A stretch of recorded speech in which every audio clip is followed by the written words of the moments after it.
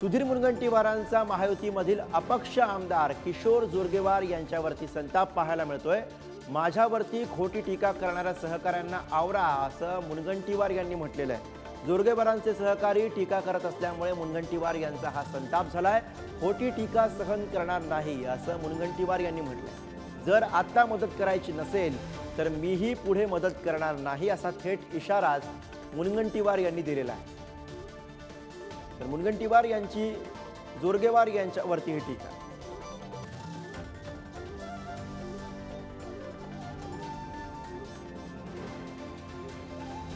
विषय नाही, त्यांचे सहकारी अतिशय घनिष्ठ सहकारी त्यांचे उजवे हात हे आमच्यावर प्रचंड निम्न शब्दाची खोटी टीका करतात। अपेक्षा ही आहे की त्यांना सांगावं, राजकारणामध्ये आपण एवढी खालती येऊ शकत नाही की आम्ही शेवटी विकास केलाय।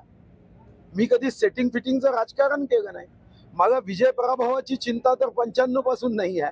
त्यामुळे मला प्रश्न एकच आहे की तुमचा उजवा हात म्हणणारा व्यक्ती जर माझ्यावर इतकी निम्न घाणेरडी टीका करतो आणि मी मात्र माझ्यासाठी माझ्या खुर्चीसाठी मी अशा पद्धतीचं सिटिंग फिटिंग करावं हे मला आवडत नाही।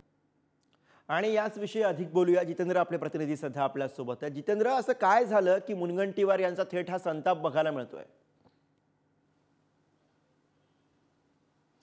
गुरु, आपण पाहिलेलं आहे की चंद्रपूर लोकसभेसाठी भाजपकडनं जे उमेदवारी मिळालेली आहे ते मंत्री सुधीर मुनगंटीवार हे सुरुवातीपासून काही ना काही कारणाने सतत चर्चेत आहेत। सुरुवातीला त्यांना जेव्हा तिकीट मिळालेलं होतं किंवा घोषणा झालेली होती त्यावेळी देखील मला इच्छा नाही किंवा ते इच्छुक नसल्याचं त्यांनी जाहीरपणे तशी कबुलीही दिली होती। त्यानंतर मात्र ते प्रचारात उतरले, उमेदवारी अर्ज दाखल केला आणि आता ज्याप्रमाणे महायुती म्हणून जे काही अपक्ष आहेत किंवा जे इतर पक्षाचे जे नेते आहेत त्यांच्याकडनं समर्थन सोबतच प्रचाराची देखील अपेक्षा सर्वांनाच असते, सर्वच उमेदवारांना असते आणि त्याचप्रमाणे सुधीर मुनगंटीवार यांनाही आहे। चंद्रपूरचे अपक्ष आमदार आहेत किशोर जोरगेवार आणि किशोर जोरगेवार यांचे हे अजूनही प्रचारासाठी बाहेर पडलेले नाहीये। ते घरीच असतात किंवा आपली काही वैयक्तिक कामं करीत असतात। असा जेव्हा प्रश्न सुधीर मुनगंटीवार यांना विचारला तेव्हा ते मुनगंटीवार मात्र संतापले, कारण किशोर जोरगेवार हे अजूनही प्रचारात उतरलेले नाही। महायुतीचा धर्म म्हणून त्यांनी प्रचारात उतरायला पाहिजे होतं। मात्र किशोर जोरगेवार सांगतात की जोपर्यंत आम्हाला सुधीर मुनगंटीवार प्रचारासाठी बोलवणार नाही तोपर्यंत